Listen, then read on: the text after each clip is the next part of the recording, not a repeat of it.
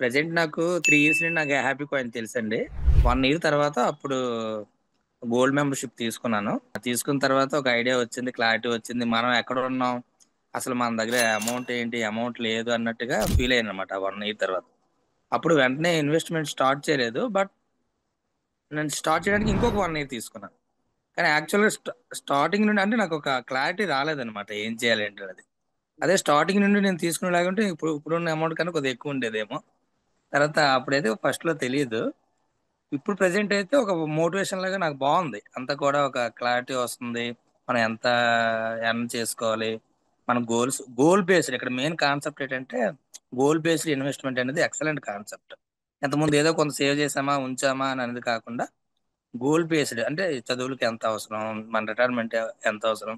ఒక particular calculation తోటి మనకి మీరు హ్యాపీ కాయిన్ అనేది ఇస్తుంది మనకి.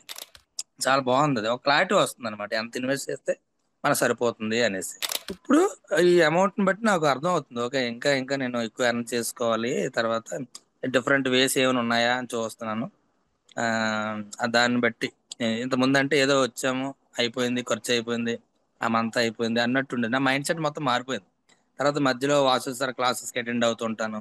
ఎక్సలెంట్ థింకింగ్ ప్రాసెస్సే డిఫరెంట్. అసలు సార్ థింకింగ్ ప్రాసెస్సే డిఫరెంట్. బయట ఇప్పటి వరకు నేను ఎక్కడా చూడలేదు. అలాంటి థాట్ ప్రాసెస్‌ని. చాలా బావుంది. సర్వీస్ బావుంది. నేనైతే ఈ లైఫ్ లాంగ్ నేను కంటిన్యూ అవుదామని అనిపిస్తుంది నాకు. ఒక 10 ఇయర్స్ బ్యాక్ నాకు తెలిసుంటే బాగుండేది అని అనిపిస్తుంది. But okay. ఎనీవే ఇప్పుడు నుండే స్టార్ట్ చేశానని ఒక ఫీలింగ్ అనమాట. ఇప్పుడు నేను లేదంటే ఎప్పుడో లేట్ అయిన తర్వాత అంటే ఓహ్! అప్పుడు చేసినా బాగుండేదని కన్నా మాక్సిమం లంప్ సమ్స్ గాని ఇలాంటివన్నీ ఎక్కువ చేసుకుందాం అని అనిపిస్తుంది.